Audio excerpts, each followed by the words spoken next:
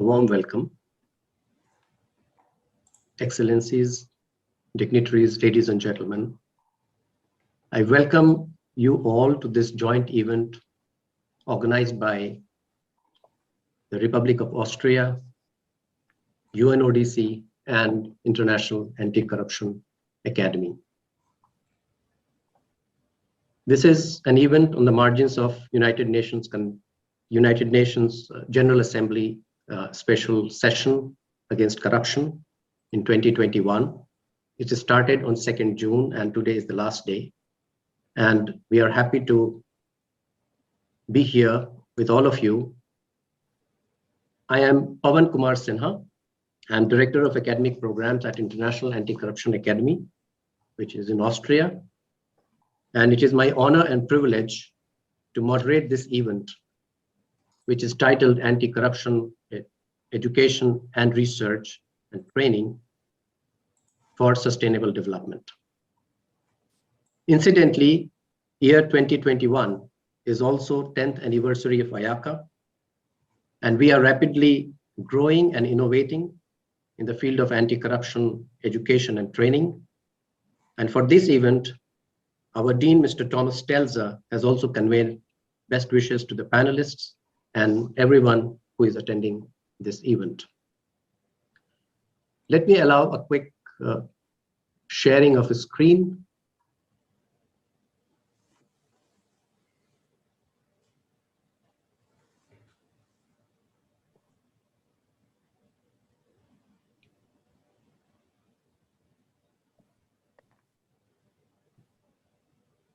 So as I said, this is 10th anniversary and IACA stands for its excellence, innovation, and impact. And we have a lot of information available on our website. If you can come there, you will know what IACA is doing. We have 4 panelists. Unfortunately, Mr. Otto Kerbel is not here at the moment, but I hope that he'll be joining very soon. We have Professor Michael Johnston. He is Charles A. Dana Professor of Political Science Emeritus at Colgate University in US. As a leading global authority on question of corruption, democratization, and reform, Professor Johnston has also served as senior consultant to various organizations like World Bank, United Nations, Organization of American States, US Agency for International Development. His book, Syndromes of Corruption, Wealth, Power, and Democracy, won 2009 Gravime Award for Ideas Improving World Order. We have another panelist, Eugene Che. She is head of IACA's Training and Capacity Development Department. She previously served in Anti-Corruption and Civil Rights Commission, ACRC, of Republic of Korea, where she launched the AEPC Anti-Corruption and Transparency Working Group and organized G20 Anti-Corruption International Conference. In addition, she served in the Korean delegation for OECD Working Group on bribery and as a reviewer for on-site visits to New Zealand and Greece, and was in charge of projects with the World Bank and UNDP. She holds a PhD in education. Mr. Konstantin Palikarski is Crime Prevention and Criminal Officer in the Implementation Support Section of the Crime and Economic Crime Branch of United Nations Office, the UNODC. He's a lawyer with more than 20 years of experience and is part of a team based in both Vienna and in field that is responsible for providing technical assistance to state parties to the UNGASS for more effective implementation of that convention. Mr. Palikarski has been implementing and leading anti-corruption technical assistance project in Central and Eastern Europe, former Soviet Union, the Pacific, Africa, Southeast, East and Central Asia, and MENA region with focus on corruption prevention, support to anti-corruption agencies, and effective UNGASS implementation. And finally, I hope Mr. Korbel will join us. Mr. Otto Korbel is acting director of the Austrian Federal Bureau of Anti-Corruption, BAK. After legal studies of universities of Linz, he started his career in Federal Ministry of Interiors. after decades of his experience in the ministry, he was later appointed at the head of Department of Resource and Support Legal Affairs. And since July 2020, he has been in charge of BAC and is as acting director. He also holds a master's degree from IACA. So that's a plus for us. Let's start with the main event, but a little bit of background that since last 3 decades, corruption received a tremendous attention world over. And people realized that it is a global problem and it needed global solution. So various things happened in last 3 decades, several regional conventions, several now international convention, which is formalized ultimately as UNGASS. And currently we are having this major issue of tackling corruption to achieve the 2030 agenda of sustainable development. And therefore, on 17 December 2018, the resolution 73 of 191 specially brought this particular UNGASS sessions of United Nations General Assembly. And it says, I would very briefly mention here, is that corruption is posing major threat, and it undermines institutions, value of democracy, ethics, justice, and jeopardize sustainable development and rule of law. So here we have this particular event today, Anti-Corruption Education for Sustainable Development.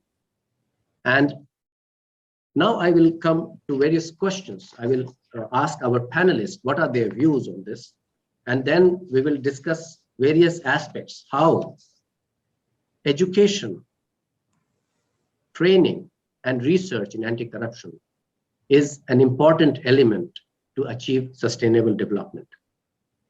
So my first question goes to 2 panelists, Mr. Palikarski and Ms. Professor Johnston. So I will ask Professor Johnston first to react, is whether you believe that an effective anti-corruption efforts must go beyond legal and institutional approaches. Certainly we have lawmaking, we have enforcement, which definitely has a bedrock, it's definitely important. But do we need to now think and go ahead and bring transformation in the societal attitudes and practices? What are your thoughts to this? Professor Johnson. Thank you very much. Thank you very much, and greetings to all from Austin, Texas. I'm delighted to be here and to talk about this particular bundle of issues. The special session, of course, is a wonderful event to happen, but to have a chance to discuss what we have all been working on and are committed to is a special privilege. A strong yes to your question about expanding education and training beyond the legal, beyond the institutional and technical. Now, that is not in any way to marginalize those concerns. The compliance issues are many and various and complex, and it's not just simply a matter of saying to people, be good. Corrupting foes and corrupting organizations and processes have become immensely more sophisticated than once they were. And so in that sort of training sense, there's a great deal to be done. But I think expanding to social attitudes and practices is part of the essential change of putting more emphasis on fighting corruption from the grassroots upward. Back in 1857, Frederick Douglass said something that I really enjoy quoting, and that was, power concedes nothing without a demand. It never did and it never will. There's a tremendous need to educate people about their roles, their rights, where that notion is meaningful and it's not meaningful everywhere. And about the costs of corruption in very real terms at the grassroots level. We need to get people beyond and this is not universally applicable, but we need to get people beyond this notion that so-and-so is corrupt, he's a thief, but he brings us practice, he brings us projects, he brings us benefits. You know, that's a false calculation, and the more we can help people, you know, see and act on that, the better. It's important too to dwell on those costs in the quality of everyday life, to persuade people that reform is not just a public good. We're not saying let's fight corruption because it's good for everybody, although it will be, but we should be saying more along the lines of let's fight corruption because it's good for you, it's good for your family, it's good for your neighborhood and your community. Just as one example of how that can be done, Hong Kong has put tremendous emphasis on public education, especially with young people, and has done so for 40 years.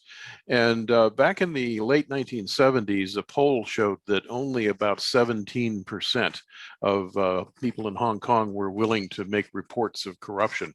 By the 1990s, the early 2000s, that figure was up to the high 70s or even 80%.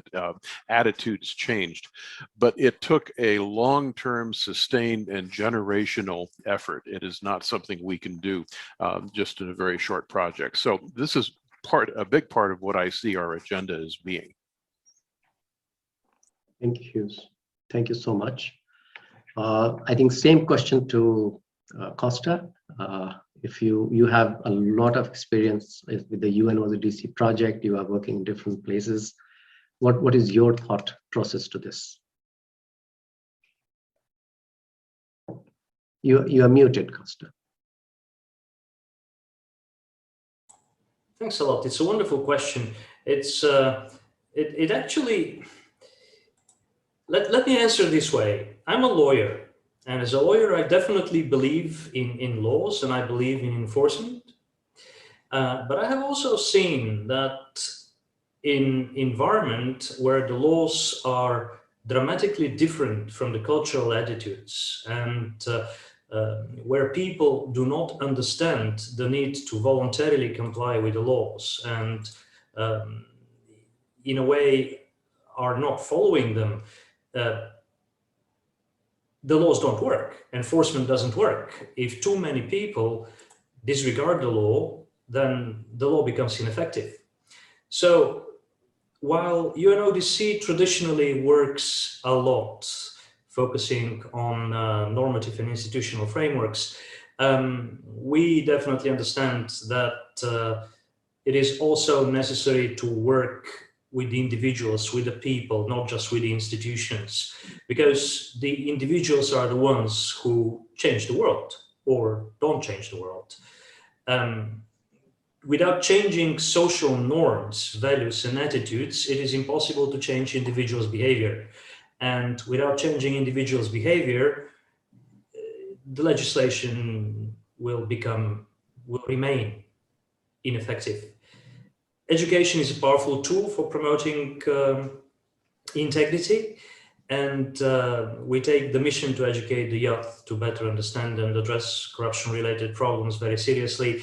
And in this, we actively cooperate with the International Anti-Corruption Academy. I would just like to say that the importance of education is also recognized by the UN Convention Against Corruption and emphasized in the Doha Declaration adopted at the UN Congress on Crime Prevention and Criminal Justice in 2015. As a result of the adoption of that declaration, the UNODC Education for Justice Initiative was born. And this initiative works directly to promote partnerships with the education sector to develop practical and effective anti-corruption training. Obviously, I think that both I personally and the institution that I have the honor to represent here deeply believes that education, anti-corruption education is important. It must be a key element of every anti-corruption effort. Thank you so much. I will pose this another question to now Eugene.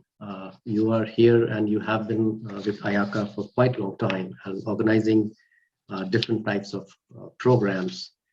But before we go to the programs, a broad idea about education, that what is your experience of training and capacity development so far, including those in the business sector and civil societies?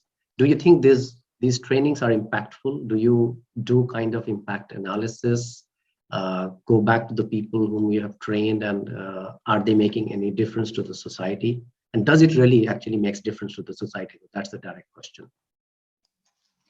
That's a very important question, and also at the same time challenging question. Thank you for the question, Pawan. And I would like to echo Professor Johnson before starting to answering my answer, and also support Costa in a way that we are working with the E4J project together to really using this curriculum will be really used for the young people and the young students. So that's a really wonderful opportunity that IACA and UNODC did this project together.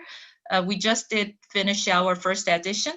And for the moral education for the young people, Hong Kong ICAC was leading this initiative from their side. And then it was a spread into the different Asian countries. And then Korea is one other countries who are also taking this lead. And then we were also introducing moral education for the elementary school upward to the university. So that was really the long-term project going on. And I think that's really meaningful. And also that one of the participants asked about the education for the young kids, for the ethics and the moral education, integrity education. We call that as a part of the moral education, and that's adopted in the curriculum along the way. And now returning back to my head as a IACA training and capacity development head of the role, and then anti-corruption training and capacity building has been previously more focused on the public sector, in particular anti-corruption agency and audit institutions, although quite recently and more requests are from the private sector as well.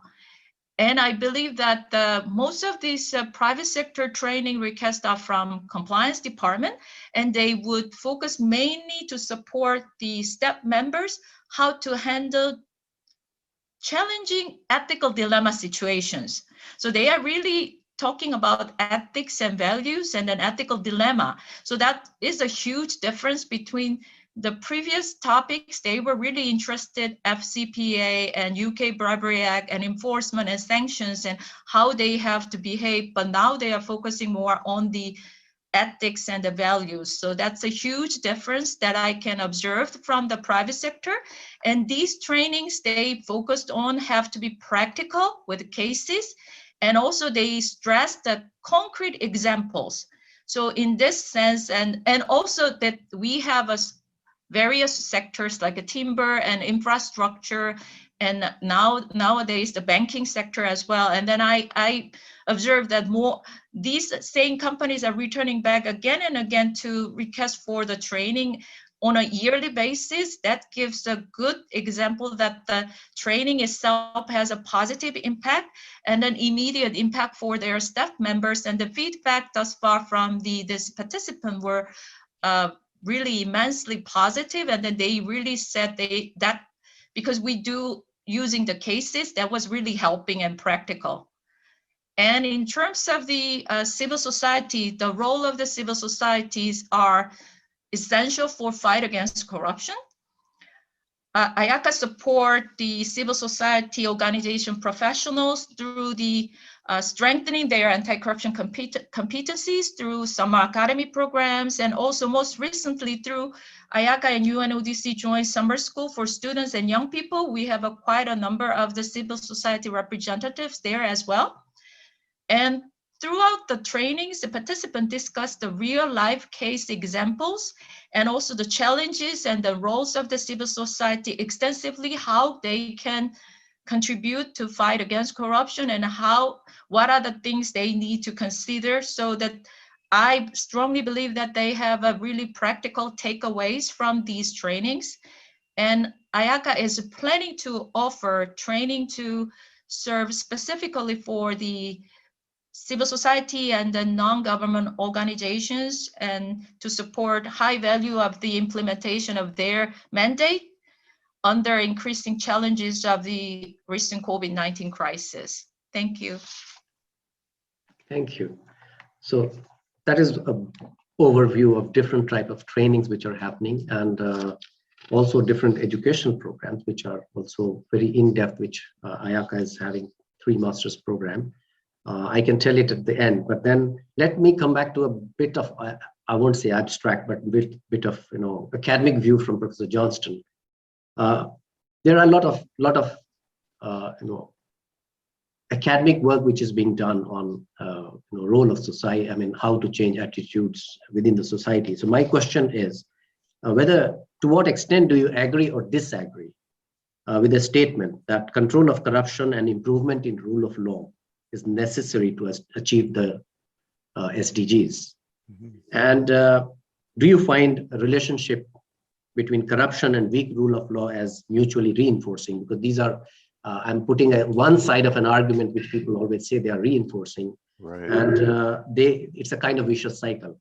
So my main question would be that, how do you think that education can break this vicious cycle? So what is your view on this? Mm-hmm. Well, I think one, and I'm delighted that you put the question in those terms. I mean, I think one thread that runs through all of the SDGs and runs through all of what we are doing in our collective organizations and our academic work is a concern not just, or it should be a concern not just with governance, but with justice. If we think about the problems the SDGs are meant to attack, a whole range of issues: environmental justice, social justice, justice along the lines of gender and race, access to information, education. All sorts of justice questions are absolutely central to what's going on there. And justice is a central concern for fighting corruption too. I mean, the fundamental problem of corruption, as I see it, is not just transparency, it's not just efficiency, it's not just good governance, but it's the political imbalance that lets some people exploit others, that lets the few exploit the many. And addressing that is a fundamentally political question, a question of justice versus injustice, and of course, it's the work of generations. Now, thinking of that as a political question and thinking of what we're doing in political terms is not going to be a universally popular outlook. I recognize that. And many of the organizations in the anti-corruption field are barred, and for good historical reasons, are barred from intervening in politics. And many others are reluctant to venture into those quagmires. But you really cannot address the imbalances of power without, at some point, coming face to face with the injustices that we're talking about, and hence the vicious cycle that's mentioned in your question. Corruption and weak rule of law combine to produce impunity, which further perpetuate corruption and the weak rule of law. And somehow that cycle has to be stopped. The E4J program, I think, is a terrific initiative in that sense. I was involved a little bit in reviewing some of the early formations of modules for the E4J program, and they're really excellent. I mean, they bring together the best of the academic and the practitioner side in ways that people can access, can understand, can take home, and can take home and apply. One of the things that we need to do in this sense, and this applies to all of the SDGs, it applies especially to anti-corruption, is to get at this question of the effects of reform. If we're going to show that reform is real, we need to show some impact. And for this, I think it's important to gather data on government performance, disseminate it, benchmark it, make it accessible, open it up to public discussion. In some cities in Brazil, there are wonderful experiments with participatory budgeting, for example, that here in the United States we could do well to emulate. That sort of real documentation about the effects of corruption is absolutely essential to show people that we're not just talking about being good. Some people have asked me if you can show that the performance of government's improving, how do you know how much of that is a result of less corruption and how much of that is a result of other kinds of improvements? As a scholar, I care about that question, but as a reformer, I really don't. If you can show that government performance is improving for people in sustained ways and it is linked to their participation in corruption control and pro-justice activities, that's the key educational challenge we have. Thank you. I think that's a great insight. I will also then later perhaps I will ask on generating social trust, like the trust in the institutions, a role of education in that. But then Otto has just joined. Otto, I have already introduced you. And since you are here and you are representing the investigating agency, I have a question to you directly on the role of investigating agency. To what extent do you think that investigating agencies should focus, whether they should only focus on high quality investigation and intelligence gathering, or they should also do some prevention of corruption? And I have some linked question to that subsequently. So just a basic question I'm asking to you. You are muted. Okay, thank you very much, Pavan, and sorry for the technical problems I just had.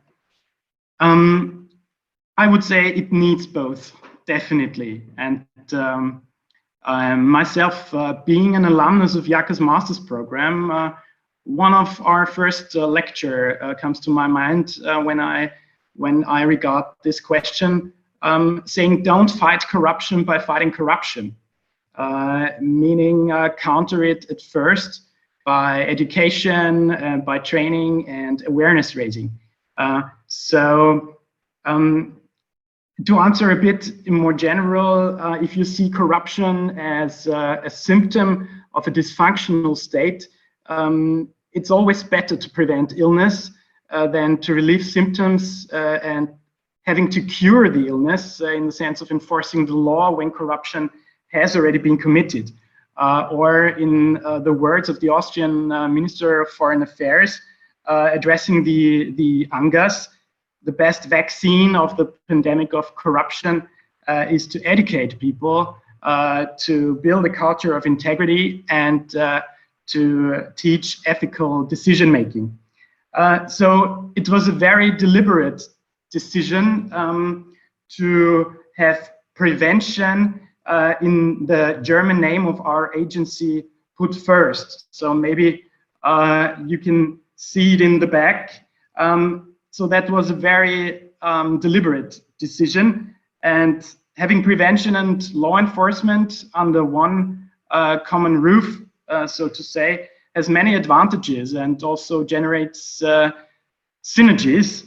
For example, the analysis of a closed law enforcement case, of a closed investigation case, can lead also to more focused prevention. And this, again, might lower the cases of investigation. So they go together very well from our experience. Thank you. Yes, you really spoke very well on this. Don't fight corruption by fighting it. And it's wonderful news view from your side. Now I will get back to Costa. You spoke about various initiatives which UNODC has taken, E4J, for example. Professor Johnston also mentioned about it. But for everyone, can you tell a little more about it? And how UNODC supports teachers and lecturers in teaching anti-corruption, integrity and ethics. So a little bit of explanation will be very good. Thank you for this opportunity to share with you and with our participants this information. Indeed, UNODC really emphasized anti-corruption education in the last years. We have developed a number of anti-corruption educational projects. One of them is the Education for Justice. Another one is the Anti-Corruption Academic Initiative. Education for Justice, or we often refer to it as E4J. It seeks to promote the rule of law and crime prevention, not only in the area of anti-corruption, but also in other areas, through the development of various educational materials which would be tailored to the different ages of the learners. And it's helping to teach kids to better understand and to be able to address problems such as organized crime and corruption. Again, Education for Justice covers all UNODC mandate areas, not just anti-corruption. For example, at the level of the universities, through E4J, we have created a series of university modules and training tools which assist lecturers in teaching on some of today's most critical threats, transmit knowledge, create a deeper understanding of rule of law related issues. In the area of anti-corruption, we have developed two module series, one on anti-corruption and integrity, one on anti-corruption, one on integrity and ethics. And each of these modules consists of 14 parts, so a total of 28 training parts, if you like, sections, modules. They're interactive, they are adaptable. This is very important to the local context, to the local culture, to the local legal traditions. And each module could form a basis for a 3-hour session that can be integrated into an existing course or taught as a standalone workshop. The modules focus on both general transfer of knowledge, and they are also aiming at building skills in the area of integrity and ethics. There's also a teaching guide that accompanies the modules, providing additional guidance to the lecturers. This teaching guide is a useful tool, especially for less experienced lecturers. All these tools, all these instruments were received quite positively by the academic community.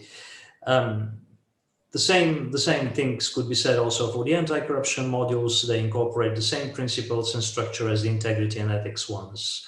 They're already being put in use, and all these modules are available online. You could access them through the E4J website.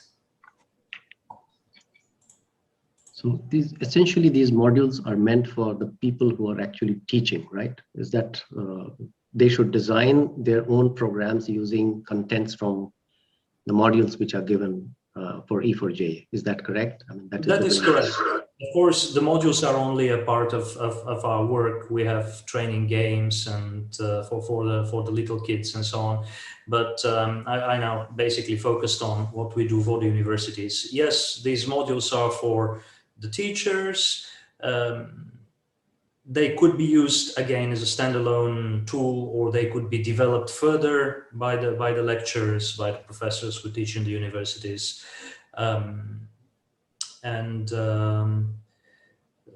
Even if in the format where they are ready for use, basically. Thank you. And I recall that UNODC also organizes different roundtables and discussion with lecturers how to use these modules. Yes, absolutely. So I think that's a great work which is going on. And thank you so much. I will go back to Eugen again, because especially in the current scenario when the COVID-19 has hit everyone, a lot of things are going online. So how IACA has reimagined and adapted to its anti-corruption and compliance training and education online, virtual, and what are the responses? How do you think that how people are responding to it, and what new measures are being taken by IACA to upscale its diffusion capacity. So I'm very specifically speaking because I'm sure many other universities are they are engaged in anti-corruption studies, but as a case study of IACA, what are you doing there? Yeah, for the IACA master programs and then online trainings made a successful transition to online with a relatively short time period. And this certainly contribute to reach out to wider population, not only the virtual live sessions, and we use our learning management system through this. We are offering the pre-recorded lectures and reading materials and resources, and also the community to engage discussion. And IACA also launched the joint program for the joint online master and executive diploma program, together with the collaboration with the UNITAR in anti-corruption and diplomacy, which will be launching in September this year. Then application is open. So IACA reached out to the different partners to work together to launch the program for the different areas, and then working together with a collaboration. At the same time, the online trainings are offered in various formats and languages, which is a huge change we made within a really relatively short time once again.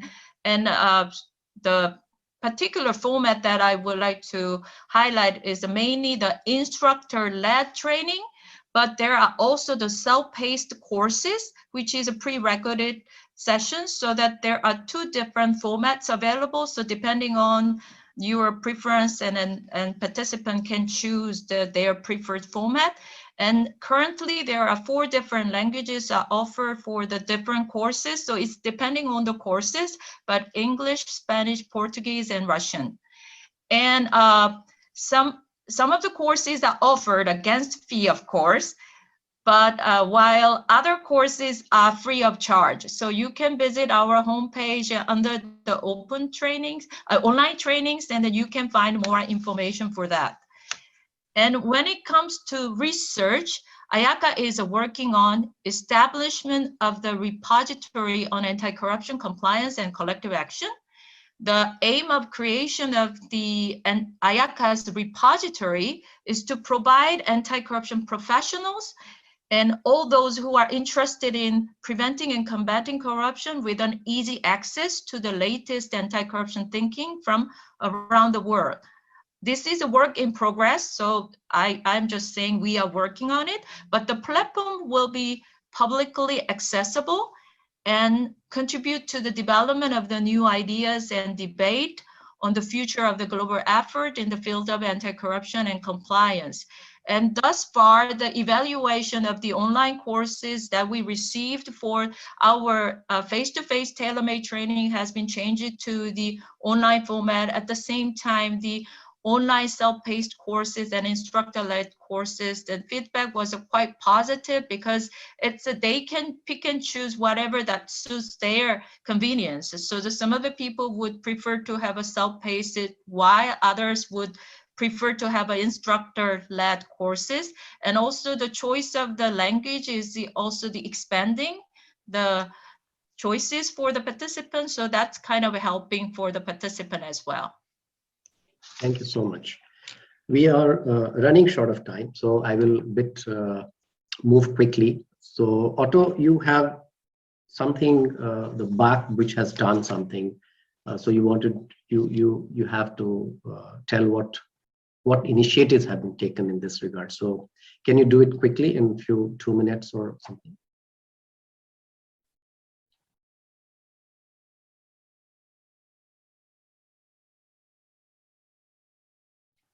You're muted.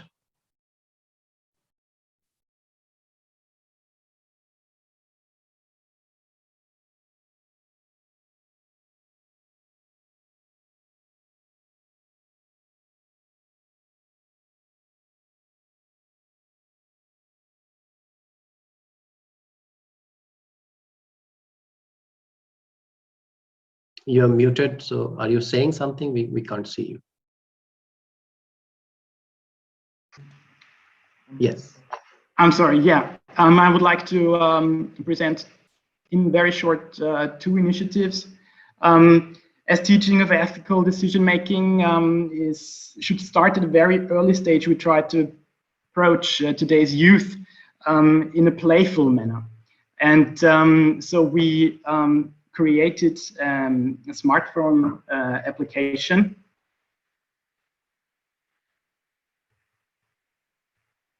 Mach es bitte.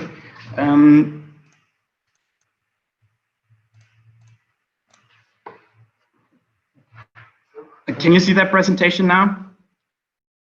Yes. So the video is gone. Yeah, presentation is here. Yeah, the presentation. So we started a cooperation with a technical college and let the pupils at the age of 17, 18 develop a smartphone app. And thus we could create the youngsters' ownership and address this generation in a proper way. And so there is a little promo video I can show you.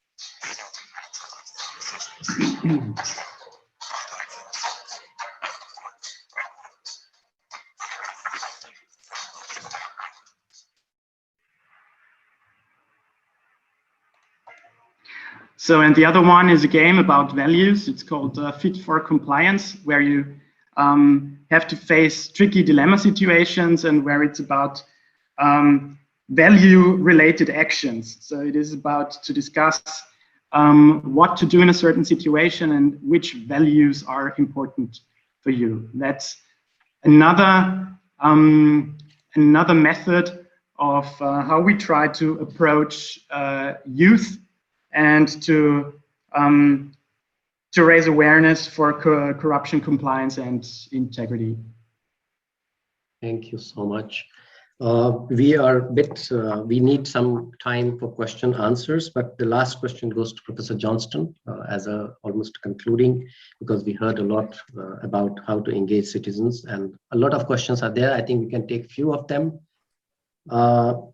So finally, do you believe that systematically using resources on anti-corruption education, training, and research can help or encourage citizens to engage in collective action? You know, that's one part, and to understand its benefits and effects. So what's your response to this? That's really the essence of the challenge we face, and that is to help people see that fighting corruption, compliance, call it what you will, is not just a good thing to do, but it's in their interest to do so. As I say, dispel this notion that you have a neighborhood politician who is stealing from you, but makes it up by bringing projects or fixing holes in the street or something like that. That, as I say, is a false calculation. It's striking how many people around the world think they actually might gain from corruption or might stand to gain from corruption in some small way. And in another sense, here's the, another very big challenge. They know, perhaps for good reason, that change is difficult, that making change in society can be risky, can be very difficult business. And so when we say, let's change things, many people have seen change in their life, but it makes things worse. And so we've got to show people how their best interests are served, and to show them that by fighting corruption, we're not trying to attack the whole big social problem in one go. Rather, small steps but sustained steps are of the essence. Annie Dillard, famous author, has said something to the effect that the way we live day to day is the way we live our lives. And I think if we apply that to anti-corruption education, the choice you make today, the choice you make this afternoon, how you treat someone, how you expect to be treated by someone tomorrow and next week, are really the building blocks of everything we hope to accomplish, and they will help make your life and our lives better. So we have a lot of work cut out for us, but I think we know now much better about how to proceed with the work. Thank you so much. We have lots to talk actually, but the time constraint is there. Such an interesting topic, such a relevant topic today. We will be choosing some of the questions. I'm sorry, I cannot take all the questions because of the time constraint. So first question is by one of the participant is, in which level do you believe that anti-corruption education has better impact? Primary, secondary, or tertiary level? Or the group of professionals? Maybe Costa, you would be in the right position to answer it. A viewpoint. Thank you. I don't think that this question has a clear answer, because it really depends on the training materials, it depends on the trainer, it depends on how the training materials reflect real needs, the methodology, the resources that you use. So it really depends on far too many factors to say. What I could say is that, of course, at all these levels, you should take different approaches. You don't speak about corruption to the preschool kids. They will simply not understand the concept. You speak about honesty, you speak about fair play, you show them how to interact with their friends in the group properly, honestly, and that is a foundation. And then you build on this foundation. You build through different training tools and different educational means, until you get to the university, where you could start already in-depth analysis of the causes of corruption and what are the possible means to address these causes. This is what I think. Thank you. We should answer. There were two questions earlier which have already been covered in the statements of all the panelists. One was relating to the online training. So I'm not taking that question now. And there's another question which we have received by email. I think we will answer that also by email. It came from Egypt. Professor Johnston, you have raised your hand. Just very briefly, I want to emphasize the importance, though, of what Otto Karabel's agency is doing, especially for people in that middling group. They're older than the childhood level, but not yet professional.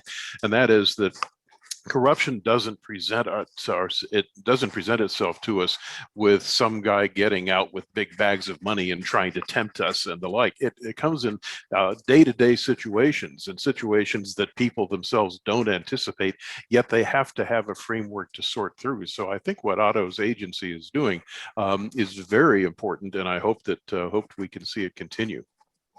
Thank you. Thank you. So one question I was mentioning about from Egypt was, there was a question that what kind of activities, social, art, sport could be held with the university's students to enhance their attitude and information about anti-corruption concepts and sustainable development. I think Otto has already answered a bit of it, so I'm not taking this question at the moment. There's another question. UN regards children as one of their major stakeholders in peace building process. How are children being involved in anti-corruption efforts? Should I direct it to Costa again, or any other panelists would like to say something? Otto, you want to say something on this?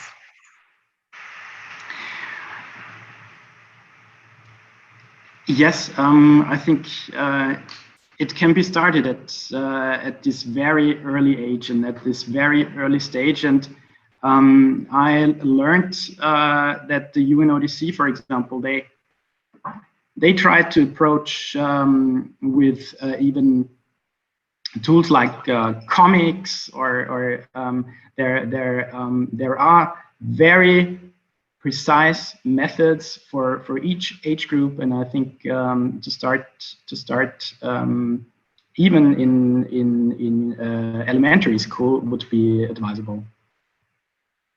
Thank you so much. A lot of questions. Sorry, we will not be able to take because we are beyond time. One question was that how IACA is collaborating with UNODC to lead education research, and I think that is already answered also by Eugene. That very recently we have launched summer school, and that is going on. The project is going on. So I think there are a lot of initiatives happening already. So at this point of time, I think we need to close because the time is over.